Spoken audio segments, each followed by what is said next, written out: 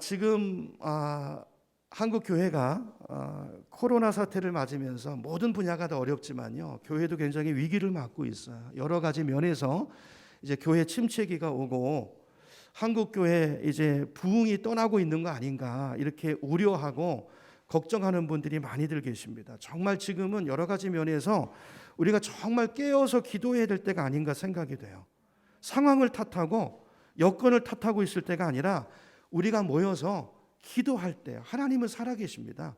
하나님은 공간에 갇혀 계시는 분이 아니십니다. 기독교의 역사를 보면 기독교는 위기 때 더 강했어요. 그게 뭘 말해주는 걸까요? 하나님은 환경을 초월해서 역사하시는 분이라는 거예요. 우리 생각에는 안 될 것 같지만 그때 우리가 하나님을 더 붙들 수 있다면 더 강력한 부흥의 역사가, 더 놀라운 치료와 회복의 역사가 그 하나님의 능력으로 우리 삶 가운데 임하게 된다는 거죠. 그러므로 우리가 상황에 위축되지 않고 더 깨어서 기도하고 하나님을 예배하는 삶을 살아야 되는데, 자, 우리가 기도하는데 뭘 기도해야 될까요? 저는 하나님께서 우리 한국교회 반드시 회복시켜 주셨으면 좋겠다는 기도 제목 중에 하나가 뭐냐면, 저는 기쁨의 회복이라고 생각합니다. 기쁨의 회복. 여러분, 내 안에 기쁨이 있는가를 점검해 보면요, 그게 뭐와 관계 있냐면 내 영이 살아있느냐와 관계가 있는 거예요. 내가 성령 충만한가? 그것은 결국 내가 기쁨으로 충만한가? 이것과 같은 질문에 대한 같은 대답인 것입니다. 여러분, 이 시간 오늘 성탄주일인데요, 여러분 스스로에게 물어보세요. 그리고 내 마음을 한번 점검해 보세요. 내 마음 속에 정말 기쁨이 있는가? 기쁨이 있는가? 예배 가운데 감격이 있는가? 이것이 내 개인은 물론이고 우리 교회의 영적인 상태를 판단하는 가장 중요한 기준점이라는 것입니다. 자, 오늘 성탄주일인데 다시 묻습니다. 여러분 안에 성탄이 주는 기쁨이 있으신가요? 아멘. 예, 감사합니다. 자, 오늘 본문을 보면 하나님께서 예수님을 우리에게 보내주시면서 주시는 메시지가 있어요. 성탄의 메시지가 있는데 그게 뭔가 10절을 보세요. 10절을 보시면 온 백성에게 미칠 뭐라고요? 큰 기쁨의 소식이래요. 누구에게요? 온 백성에게, 모든 백성에게 미칠 큰 기쁨의 소식이라는 것입니다. 여러분, 성탄절이 이제 이번 주 토요일로 다가왔습니다. 여러분 마음속에 이 성탄에 대한 기쁨, 기대, 감격이 있으십니까? 이런 성탄절은 어떤 날입니까? 우리가 성탄절을 어떻게 지켜야 될까요? 안타까운 것은 요즘 성탄절이 점점 기념일이 되어가고 있어요. 여러분 보면 어느 나라든지 훌륭한 그 업적이나 그런 위인들이 있으면 그 사람이 태어난 날을 기념해서 행사도 가지고 기념식도 가지고 하잖아요. 근데 언제부턴가 성탄절이 그런 날이 돼버리는 것 같아요. 무슨 기념일 지키듯이, 광복절 지키듯이 행사인데요, 감격이 없어요. 기쁨이 없어요. 메시지가 없어요. 점점 이런 날이 되어가고 있다는 것입니다. 성탄절이 되면 그냥 습관대로 뭐 이때를 기념해서 그동안 고마웠던 사람한테 카드도 보내고 선물도 보내기도 합니다. 또 어려운 이웃들을 찾아가서 또 그들을 돌보고 섬기기도 해요. 요즘은 코로나 때문에 이런 것들도 제약되고 있지만 어쨌든 그렇게 해요. 연례적으로 어떤 하는 그런 일들이 있어요.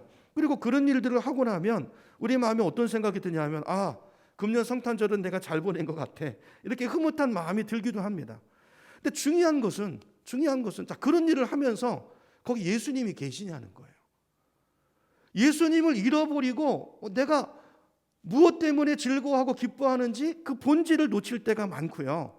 또 그 섬기는 모든 일들이 정말 과연 내 마음에 임하신, 내 마음 속에서 일어나는 그 주님으로 인한 큰 기쁨 때문에 내가 그런 일들을 하고 있는가라는 질문이에요. 이 질문을 우리가 놓치지 말고 던져봐야 된다는 것입니다. 여러분 어떠세요? 이 시간 여러분의 마음을 한번 점검해 보시기 바랍니다. 여러분, 성탄절 금년 25일인데요. 그날이 여러분 기다려지십니까? 아니, 그렇지 않고 뭐 매년 오는 건데 뭐 무덤덤하고, 여러분 혹시 그런 마음이시라면 왜 그런 것일까요? 나이가 들어서 그런 걸까요? 애들 때나 기뻐하고 나이가 들었다는 증거입니까? 저는 아니라고 생각해요. 여러분, 성탄절이 됐는데도 내 마음에 기쁨이 없는 것은 예수님과의 인격적이고 친밀한 관계가 없기 때문이라는 거예요. 맞지 않습니까? 우리도 예를 들어서 여러분 생각해 보세요. 예를 들어서 광복절 날에 어떤 친척 결혼식 날짜가 잡혔어요. 그럼 여러분 어디 가시겠어요? 물어보나 마나죠. 광복절 기념식 가시는 분 있어요? 친척 결혼식에 가죠. 그렇잖아요. 물어보나 마나잖아요. 광복절은요, 친척 결혼식이 없어도 기념식에 안 갑니다. 우리가 거기 뭐 하러 가요? 나랑 관계가 없는 날이에요. 그냥 기념일인 거예요. 기념일. 그렇죠? 그런 날인가 보다. 그냥 이러고 지나가는 날이에요. 근데 친척 결혼식에는요, 광복절이 아니라 어떤 날이어도 바쁜 일이 있어도 제껴놓고 갑니다. 왜 그렇죠? 나와 인간관계 때문이에요. 그만큼 그 사람과의 관계가 친밀하냐에 따라서, 그렇죠? 그 날은 꼭 지키고 또 어떨 때는 기쁜 마음으로, 정말 축하하는 마음으로 우리가 그 장소로 달려가는 것입니다. 그러므로 자, 이런 관점에서 본다면 성탄절이 정말 나에게 큰 기쁨의 날인가에 대한 질문은요, 뭐와 같은 질문이에요? 예수님이 나한테 그만큼 중요한 분인가라는 질문이에요. 주님과 내가 평소에, 아니 교리적인 예수님이 아니라 정말 그분과 인격적인 관계를 맺고 있고, 내가 부모님을 사랑하는 것처럼 그분을 실제적으로 사랑하고 그분과의 친밀한 관계가 맺어져 있느냐에 따라서, 그 친밀도에 따라서 성탄절을 대하는 그 모습과 그 마음의 자세가 완전히 달라진다는 거예요. 저도 한때요, 성탄절이 기쁜 거 잘 몰랐어요. 아니 교육자가 됐는데도 말이죠. 전도사 때 말이에요. 아니 내가 뭐 그 교육자니까 성탄절을 잘 지키는 거고 애들 뭐 준비시키고 그러는 거지, 그런 생각이 들더라고요. 만약에 내가 전도사 교육자가 아니더라도 성탄절을 이렇게 준비하고 이렇게 성탄절 예배를 이렇게 드렸을까, 그런 생각이 어느 순간 들더라고요. 근데 예수님을 인격적으로 만나고 나서, 그분의 사랑을 깊이 체험하고 나서, 그분과의 친밀감이 누려지고 나서 성탄절은 저에게 완전히 다른 의미가 됐어요. 행사가 아니에요. 기념일이 아니고 정말 예수님과 함께하는 큰 기쁨의 날이 됐어요. 정말 기다리고, 새벽부터 기다려지고, 새벽종 찬양을 하러 나가도 그 마음 자세가 다르고 전혀 다른 내 내면의 모습을 제가 발견하게 됐어요. 차이가 뭐죠? 핵심이 뭐죠? 예수님과의 인격적인 관계예요. 그 관계에 눈이 뜨여야 여러분 신앙생활 같은 예배도 다른 예배가 됩니다. 찬양도 다른 찬양이 되고요, 기도도 다른 기도가 되고, 우리의 삶이 다른 삶이 되는 거예요. 매일 같은 일을 하지만 그 속에 새로운 하나님이 주시는 기쁨을 누리느냐 아니냐, 이것은 나와 함께 하시는 예수님과의 관계가 달려있다는 걸 여러분 기억하시기를 축복합니다. 많은 성도들이요, 예수님을 믿지만, 예수님 믿는다고 말해요. 근데 성도님 예수님 믿으십니까? 아멘 그러세요. 그럼 예수님과 인격적인 관계가, 예수님과 친밀한 관계를 누리고 있습니까? 그러면 길을 잃어버려요. 그게 뭐지? 많은 분들이 이러신다고요. 그렇죠? 이거 굉장히 안타까운 일이에요. 자, 인격적인 관계, 예수님 인격적으로 만났습니까? 이 말이 무슨 말일까요? 여러분, 인격적인 관계라는 것은, 여러분 성경을 보면 하나님 만난 사람들이 있죠. 1대1로 만나세요. 하나님이 아브라함을 개인적으로 찾아가셔서 개인적으로 말씀하시고 그를 불러내시고 개인적으로 그의 삶을 인도하시고 그에게 개인적으로 말씀하십니다. 모세가 하나님을 만난 것처럼, 떨기나무 아래서 말이죠, 살아계신 하나님을 만난 것처럼, 아브라함이 하나님의 인도를 받고 그분의 음성을 듣는 것처럼, 오늘 내가 하나님을 그렇게 개인적으로 만나는 만남이 있느냐, 그걸 물어보는 거예요. 하나님 계시지. 아니 그분이 나의 하나님이십니까? 아니, 하나님 말씀하시지 성경에. 아니 그거 말고 나에게 말씀하십니까? 여러분 이거를 깨달으시고, 내가 하나님 앞에 기도할 뿐만이 아니라 그분이, 내가 기도하면 그분이 들으시고, 그리고 개인적으로 나에게 그걸 말씀을 주시나요? 이런 것들을 누리고 교통하고 계십니까? 이걸 묻는 거예요. 여러분 예수님과 어떤 관계인가를 한번 생각해 보세요. 문재인 대통령을 아는 것처럼 그렇게 예수님을 나는 알고 있는 것은 아닌가? 나는 그분을 아는데, 또 예수님은 그러면 문재인 대통령을 여러분 알지만 각 문재인 대통령한테 당신 최시영 목사를 압니까? 나 그 사람 모르는, 이럴 거예요. 혹시 예수님과의 관계가 이런 관계 아니에요? 그러면 곤란한 거죠. 여러분 정말 내가 예수를 믿는다면 인격적인 관계 없이, 개인적인 만남 없이 예수를 믿을 수는 없어요. 그거는 불가능한 얘기입니다. 여러분이 정말 예수님 믿으신다면 그분과의 개인적인 관계가 있어 오신 거예요. 다만 이게 그건가? 이걸 모를 수는 있어요. 오늘 제가 그걸 좀 설명을 드리기를 원해요. 내가 깨닫지 못하는 것이지 예수님은 계속 인격적으로 우리를 찾아오세요. 하나님 추상적인 분이 아니세요. 내 삶 속에 들어오세요. 그리고 말씀하세요. 실제적으로 응답을 주세요. 그리고 이끌어 주세요. 그런 걸 말하는 거예요. 자, 오늘 본문 8절을 보세요. 이제 8절을 보면 예수님께서 이 땅에 오실 때 하나님께서 그 탄생의 소식을 누구에게 먼저 알려주셨냐 하면 누구에게 알려줬습니까? 들판에서 밤에 양을 치던 목동들이죠. 목동들에게 사실을 제일 알려주셨어요. 우리 생각과 다르죠. 8절을 봅니다. 8절을 보면 그 지역의 목자들이 밤에 밖에서 자기 양떼를 지키더니 주의 사자가 곁에 서고 주의 영광이 그들을 두루 비춤에 크게 무서워하는지라 그랬어요. 자, 우리 생각에는 보세요. 내가 누구를 보낸다면 그 소식을, 내가 누구를 보낸다는 소식을 누구에게 먼저 알릴까요? 영향력 있는 사람 아니겠어요? 높은 지위에 있는 사람, 상식적으로 왕들이라든지 귀족이라든지 아니면 종교 지도자들이라든지 그 사람들한테 먼저 알려야 다른 사람들한테 이 소식이 무리 없이 잘 전해질 거잖아요. 그러니까 우리는 그렇게 선택할 거예요. 그런데 하나님은 그러지 않으세요. 누구를 택하십니까? 목자들을 택했어요.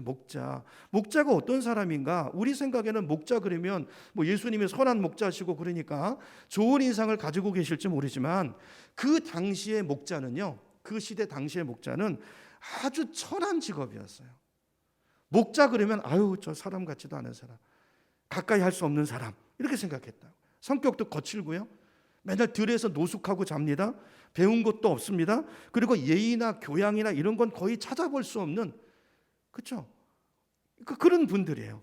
싸움도 잘하고 도둑질도 잘하고 슬쩍 집어넣고 거짓말도 쉽게 하고 아우 저 사람 같이 못했어, 상대 못해, 이런 부류의 사람들이 목자예요. 그야말로 목자예요.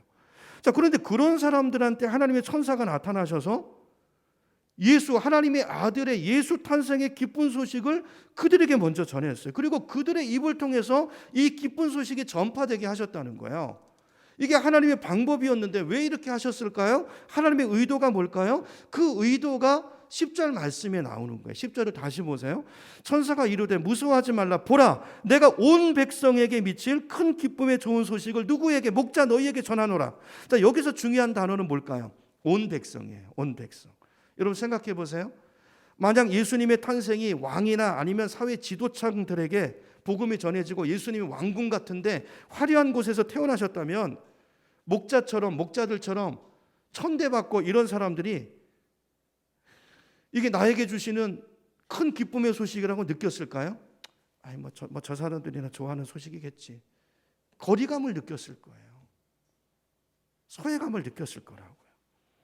하나님께서 왜 굳이 그 목자들을 통해서 그들에게 먼저 이 소식이 전해지게 하신 것일까? 무엇을 말하는 것입니까? 하나님은 인간을 차별하지 않으신다는 거예요.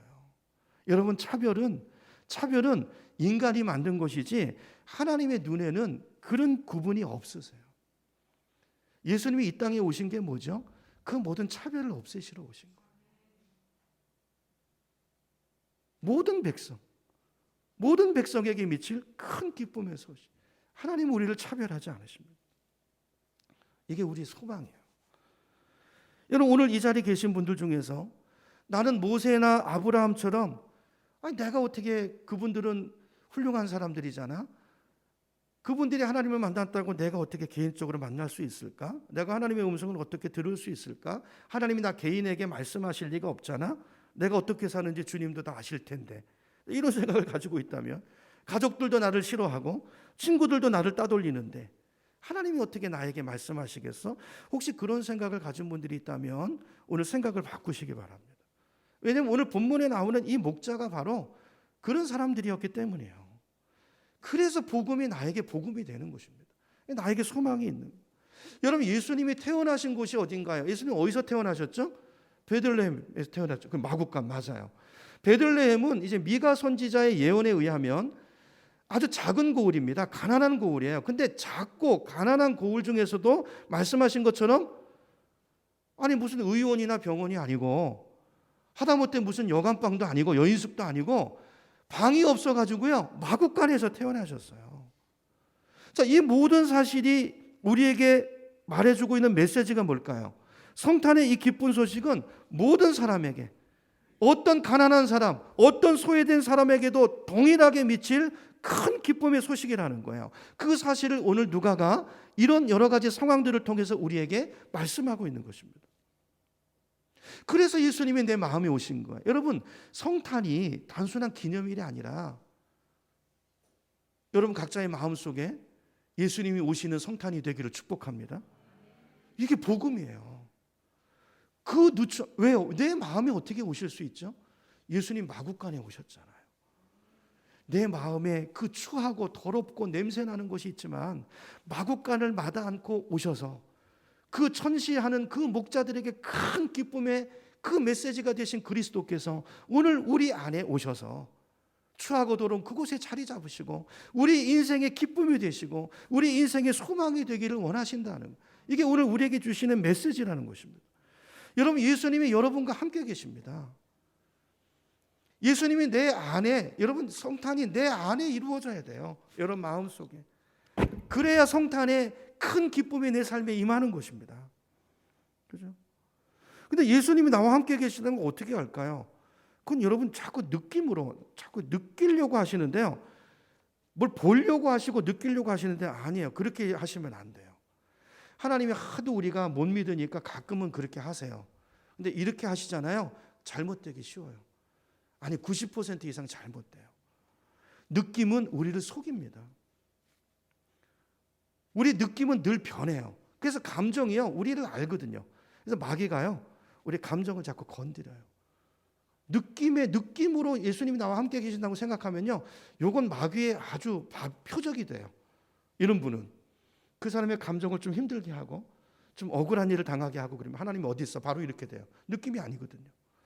느낌이 아니고 변하지 않는 하나님의 약속이에요. 그 말씀을 붙드시고 그 말씀의 뿌리를 내리셔야 돼요. 그래야 올바른 신앙이 되시는 거예요. 하나님이 나를 아시고 나에게 개인적으로 말씀하시고 내 인생을 인도하시고 지금 나와 함께 계셔. 이게 정말일까? 뭘로 확인해야 된다고요? 느낌으로 확인하는 게 아니라 약속의 말씀으로 확인하시는 거예요. 하나님께 나아가시면 하나님이 말씀하세요. 이 성경 66권 이 말씀을 보내시기도 하고 개인적으로 직접 말씀하시기도 하고 내 마음에 확신을 주시고 주님이 말씀을 주시는 것입니다. 여러분, 여러분이 정말 마음으로 하나님이 여러분의 모든 죄를 다 사하시고 여러분을 죄와 사망의 저주에서 구원해내신 그런 주님으로, 예수님을 그런 주님으로 믿고 고백하십니까? 아까 아이들이 고백한 것처럼 그렇게 고백하십니까? 그 고백이 있다는 게 뭐죠? 내 안에 주님이 오셨다는 증거예요. 주님이 아니고는 그 고백이 안 나오는 것입니다. 여러분 기도할 때 하나님을 아버지라고 부르세요? 이건 뭐죠? 주님이 내 안에 오셨기 때문에요.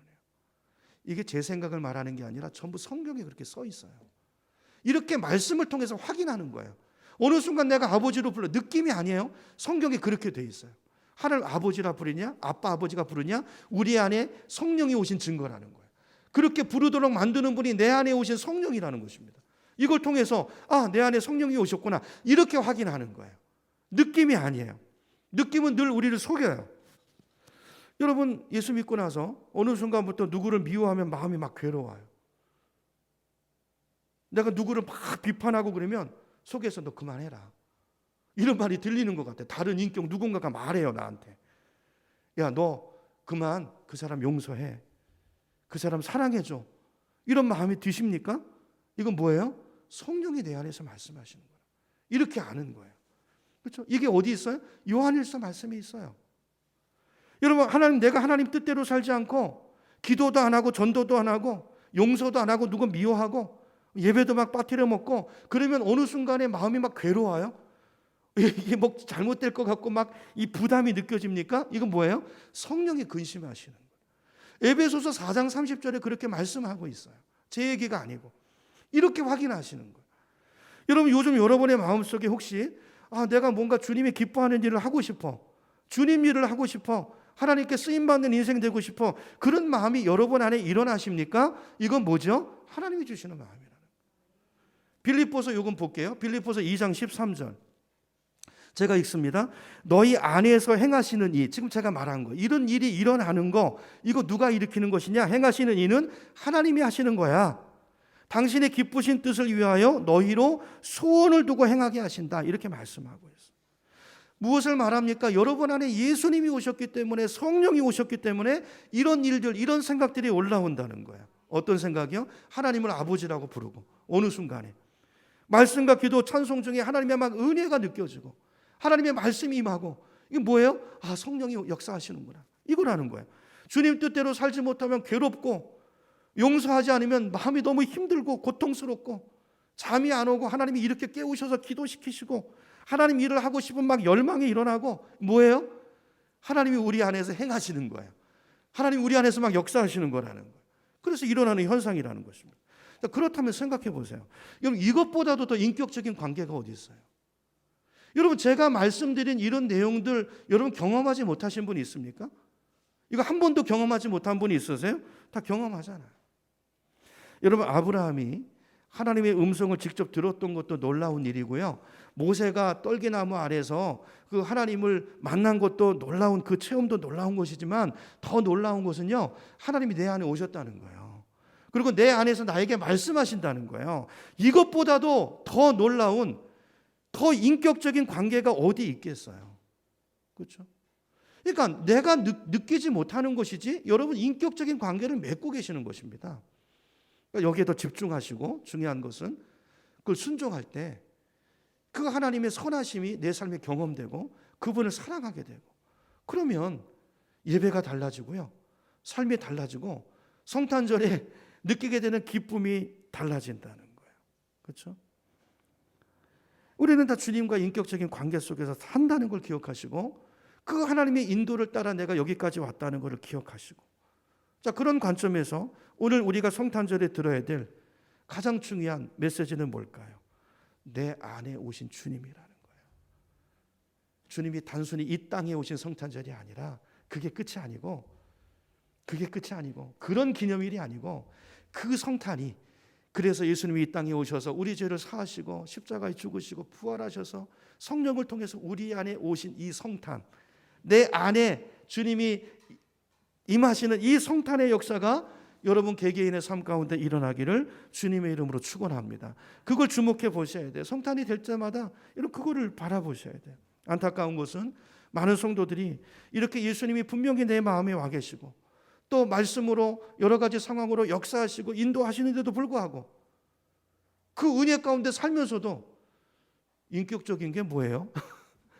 나 그거 잘 모르게, 이렇게 말한다는 것입니다. 여러분, 이제 그렇게 안 하시기 바랍니다. 이게 관계를 맺고 계시는 거예요. 그리고 그렇게 그분을 하시고 그분을 예배하시고, 이렇게 분명한 신앙생활을 구체적으로 하나님과 친밀한 교제를 나누시고 누리시는 여러분 되기를 축복합니다. 여러분, 우리에게 세월이 그렇게 오래 있지 않습니다. 여러분 각자 한번 생각해 보세요. 내가 얼마나 더 살까, 이 땅에서. 여러분, 시간이 길지 않습니다. 주님과의 친밀함을 누리고 내가 누구이고 어떻게 살아야 되는지 주님은 정말 말씀하시는데 내가 못 알아들어요. 그분과 교제할 수 있는 이 놀라운 축복의 시간을 여러분 그렇게 허비하며 살 수 있는 여유가 우리에게는 없어요. 여러분, 성탄절을 무슨 위인 기념일 지키듯이 하지 마시고, 지금 내 안에 와 계시고 나의 생명이 되시고 나의 주님이 되시고 나의 왕이 계시는 그 예수님의 탄생이 있는가를 기억하시고 점검해 보시고, 그 주님의 인도를 받으시고 그 주님으로 인해서 그 주님을 누리고 주목하고 살면요, 그 주님을 바라봄이 내 인생을 바꾸는, 송두리째 바꾸는 큰 기쁨의 소식이 된다는 것입니다. 이 성탄의 소식이 목자들에게 들린 것처럼 오늘 여러분이 오신 그 성탄의 소식이 여러분에게 들려주시고, 그 주님이 분명히 인식되시고 한 주간도 그 믿음으로 주님과의 친밀한 교제 속에서 그렇게 살아가는 우리 모두가 되기를 간절히 소망합니다. 자, 예수님께서 마구간에 나셨는데 왜 마구간에 나셨죠? 이것 좀 묵상하고 이제 마무리할 거예요. 왜 마구간에 나셨습니까? 어려운 질문 드렸나요? 아까 말씀드렸죠. 빈 방이 없어서예요. 그 베들레헴에 오늘 이제 읽지 않았는데 앞에 보면 그 이제 호적을 이제 신고하느라고 전국에서 막 그냥 사람들이 거기 고향의 사람들이 몰려드는 바람에 방이 다 차버린 거예요. 근데 이게 뭘 말하는 걸까요? 우리 마음의 방이 그럴 수 있다는 거예요. 주님이 우리 마음에 와서 오시길 원하시는데 내 마음에 빈 방이 없어요. 온갖 잡다한 것들로 채워져 있어서 세상 욕심으로 가득 차 있어가지고 내 마음에 주님이 태어나실 그 빈 방이 없는 거예요. 여러분, 얼마나 여러분의 마음속에 예수님이 자리 잡고 있나요? 한번 점검해 보세요. 여러분의 마음이, 생각이 지금 예배 드리는 가운데서도 막 분주하고 막 다른 생각 있으신 분들은 혹시 있으세요? 복잡한 일 있으십니까? 바쁜 일, 먹고 사는데 매여가지고 정신없이 살다 보니까 예수님 생각 한 주간에 한 번도 못하고 주님이 내 안에 와 계시다는 거 느껴보지도 못하고 그렇게 하루하루를 살고 계시다면 그분은 요한계시록 3장 20절에 나오는 라우디게아 교인인 거예요. 라우디게아 교인인 거예요. 예수님이 여러분 마음 문 밖에서 여러분 마음을 두드리고 있는 것입니다. 마음을 열어주기까지. 여러분, 주님을 내 마음에 모시면, 그분이 내 인생을 다스리면요, 큰 기쁨이 임합니다. 내 인생에 모든 관계 가운데 큰 기쁨이 임합니다. 성탄절만 기쁜 게 아니라 주님은 분명히 말씀하셨어요. 큰 기쁨의 좋은 소식이라는 거예요. 우리의 삶 전체가 기쁨으로 가득 차게 된다는 것입니다. 왜요? 그 예수님 때문에. 이게 복음이에요. 여러분, 오늘 성탄절을 맞아서 내 마음이 예수님이 오셨는가를 점검해 보세요. 오늘 이 한 가지를 말씀드리는 거예요. 한 가지를 말씀드리는 거예요. 이게 오면요, 내 삶의 태도, 모든 것이 달라집니다. 여러분, 주님과 동행하는 것, 내 안에 주님이 오셔서 그분과 함께 사는 것이 결코 쉬운 것만은 아니에요. 주님과 같이 사는, 주님이 내 안에 오신 게 눈이 뜨이잖아요. 그러면 전에 아무렇지도 않고 내 안에 쌓아두었건들을 그대로 쌓아둘 수 없어요. 내 마음이 정리가 돼요. 청소가 돼요. 여러분 방에 대개 누가 손님만 와도 여러분 지저분한 것들 다 치워내시죠? 여러분 끼고 있는 거, 혹시라도 음란 동영상 이런 거 보다가도 큰일 나죠?